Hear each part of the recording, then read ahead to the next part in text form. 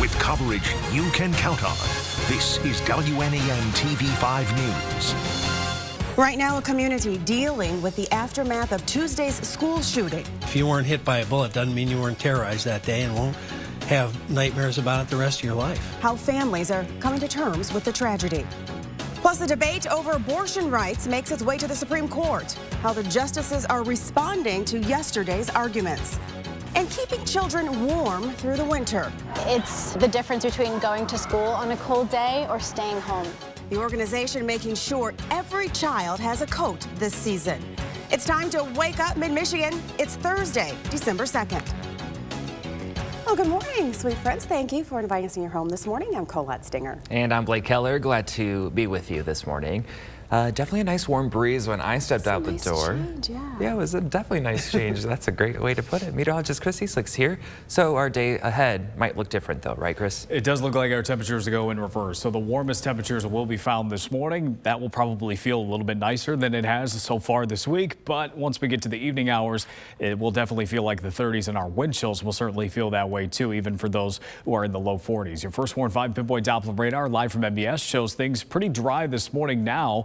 We have some damp roads after some showers moved through late last night, but it does look like those have made quick progress out of the area, not causing too many issues as they do so. And of course, with temperatures that are in the 40s, we don't have to worry about any major slick spots on area roads. And we're actually seeing our skies clear a little bit behind that system passing by, so you may get lucky and see some sunshine this morning too, but don't expect that to last all day. We've got mid 40s out the door, feeling a little bit cooler than that thanks to our wind. We've got some wind chills that are in the upper 30s this morning, and that wind still pretty breezy out of the southwest, about 10 to 20, gusting even stronger than that. I do think our wind gust potential late this morning and into the early afternoon is between about 30 and 40, so a pretty blustery day. But temps at least starting a bit warmer this morning, and that chance for sunshine is there, but expect clouds to take over again this afternoon, and we'll just have a small chance of precipitation from this point forward working through today. We've got one accident in Genesee County that is just to the east of Flint. It looks like that's at Atlas Road and Lippincott Boulevard. That one's been around for a while, so just be careful if you're traveling in that direction, but otherwise things look pretty good this morning. Okay, sounds good. Thank you for that update, Chris. Breaking news this morning, the Kellogg Company is announcing it's reached a tentative agreement with the union. Now, this would be a 5-year labor contract covering 1,400 employees, including workers at the cereal plant in Battle Creek. This comes after a 2-month labor strike. This agreement includes an accelerated path to legacy wages and benefits for transitional employees, plus higher pay and better benefits for all. Union members will vote on that agreement on Sunday, and results are expected early next week. Developing this morning, the Oakland County Sheriff reminding everyone the aftermath of Tuesday's shooting will have a lasting effect for years to come. 4 students are dead, 7 others were injured, and 4 of those students still in the hospital. Wednesday, the suspect, 15-year-old Ethan Crumbly, was arraigned. He faces 24 charges, including first-degree murder and terrorism. And that's just the beginning. Authorities say the crime was premeditated and additional charges could be issued as the investigation continues. Crumbly is being held at the Oakland County Jail without bond.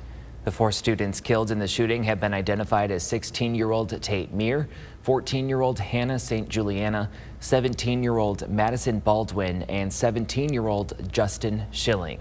As the community comes to terms with what unfolded, a mother of 2 Oxford High School students tells TV5 how she is still trying to process what happened. We got a call from my daughter first that she was running from the high school and there was a shooter. Kristen Swiskowski says her daughter was one of the first ones out of the building, but her son was one of the last. She says she's grateful she was able to reunite with her children. I was lucky enough to hug my 2 that were there after, and just to think about some that I know personally that weren't able to do that or are still fighting for their lives. She's healing her mental wounds by hanging blue and yellow ribbons throughout the Oxford community. Ribbons that symbolize school pride even after the unthinkable. Just heartbreaking there. The Oakland County Sheriff's Office revealed that the school had contact with the suspect the day before and the day of the shooting for behavior issues, including a meeting with his parents just hours before shots were fired. Authorities are also combing through evidence found during a search of the suspect's home. 2 separate videos recovered from Ethan's cell phone taken in a search warrant depicted a video made by him the night before the incident, wherein he talked about shooting and killing students the next day at Oxford High School. Further, a journal was recovered from Ethan's backpack, also detailing his desire to shoot up the school to include murdering students. Crumbley was transferred from a juvenile facility to the Oakland County Jail, where he will be held without bond.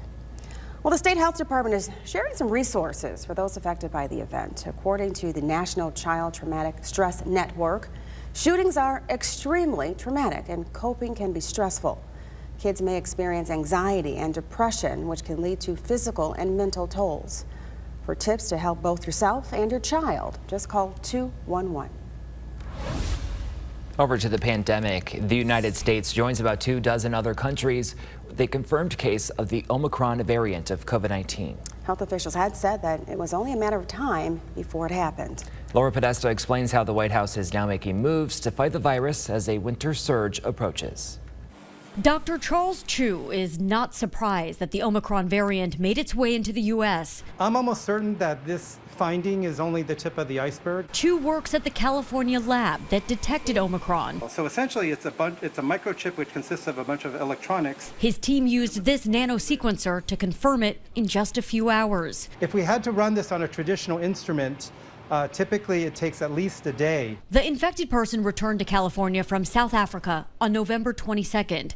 They developed mild symptoms on Thanksgiving Day and got tested 3 days later. The individual is self-quarantining and all close contacts have been contacted and all close contacts thus far have tested negative. With much still unknown about the new variant, today President Biden will lay out new steps to fight COVID-19 this winter. Not with shutdowns or lockdowns, but with more widespread vaccinations, boosters, testing, and more. CBS News has learned the president is extending a requirement that people wear masks on airplanes, trains, and buses from January to mid-March. The White House is also expected to tighten the rules for anyone flying into the country. Right now, international travelers must have a negative test within 72 hours of their flight. That would change to 24 hours for everyone coming into the U.S. Laura Podesta, CBS News.